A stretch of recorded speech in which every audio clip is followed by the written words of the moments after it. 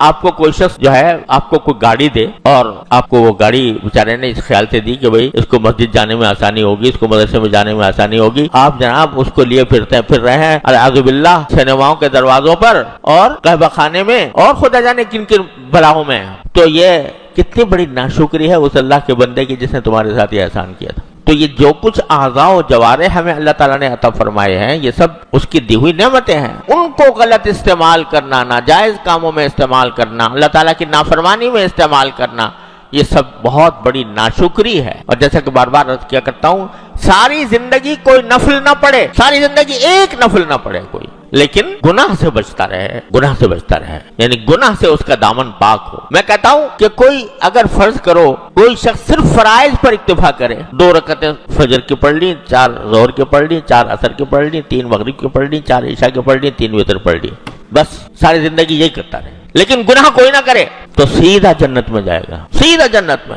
حالانکہ بظاہر دیکھنے میں اس نے کوئی نفلی عبادت نہیں کی، کوئی سنت نہیں پڑھی، کوئی نفل نہیں پڑھی. سنت کے ترک پر اللہ تعالیٰ کی محبت کے خلاف ہے بندے سے کہ وہ سنت نہ پڑھے. لیکن اگر سنت نہیں پڑھتا تو صرف اور فرض پر اکتفا کرتا ہے تو انشاءاللہ امید یہ ہے کہ اور گناہ سے بچتا رہا تو اللہ تعالیٰ کی رحمت سے امید ہے کہ وہ سنتیں نہ پڑھنے کو بھی معاف کر دے گا اور جنت میں داخل کر دے گا. یہ میرا وہ بندہ ہے جس کے نام اعمال پر کسی گناہ کا نقطہ لگا ہوا نہیں ہے، سیدھا جنت ہو جائے گا انشاءاللہ. اور ایک شخص ہے جو خوب تہجد گزار ہے، اوابین پڑھتا ہے، اشراق پڑھتا ہے اور پتہ نہیں کتنی نفلیں پڑھتا ہے، تلاوت کرتا ہے، ذکر کرتا ہے، مگر اس کی آنکھ غلط کام میں استعمال ہو رہی ہے، گناہ کر رہی ہے، اس کی زبان گناہ کر رہی ہے، تو اس کے جنت میں جانے کی کوئی گارنٹی نہیں، بلکہ پہلے اس کو اپنے گناہوں کا بدلہ دینا ہوگا اور اس کے بعد پھر کہیں اللہ تعالیٰ ایمان کی بدولت اس کو لے جائیں گے، پھر اس کو اپنے نوافل کا بھی ثواب ملے گا انشاءاللہ. لیکن سزا تو ملے گی، گناہوں کی سزا ملے گی. تو اس لیے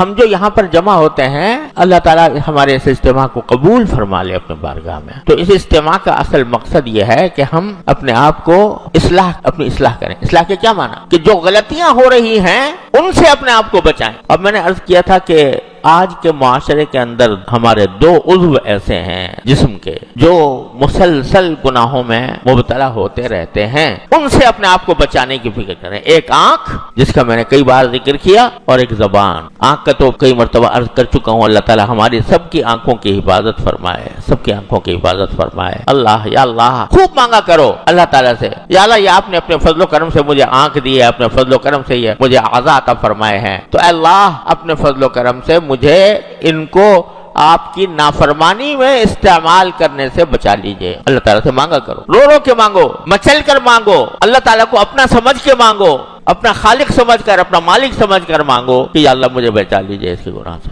اور دوسری چیز زبان، یہ بھی بڑی خطرناک چیز ہے، بڑی خطرناک چیز ہے. اس کا غلط استعمال، صحیح استعمال ہو تو ایک لمحے میں نام اعمال میں نیکیوں کے خزانے جمع کر لو. ایک لمحے میں ایک آیت تلاوت کر لی، ایک آیت جس میں 1 منٹ بھی نہیں لگا، تو ایک آیت کی تلاوت میں بعض اوقات 100 نیکیاں اکٹھی تمہارے نام اعمال میں جمع ہو رہی. سبحان اللہ کا کلمہ کہہ دیا، میزان عمل کا پلہ بھر گیا. الحمدللہ کہہ دیا تو میزان کو بھر دیا، میزان عمل کا پلہ بھر دیا.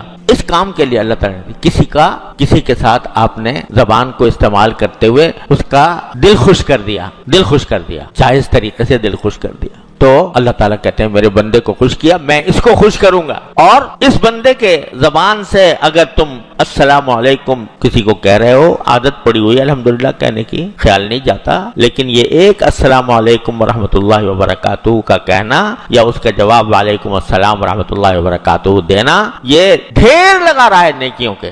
اتنی بڑی دولت ہے جو اللہ نے عطا فرمائی. لیکن اس کا غلط استعمال اللہ بچائے.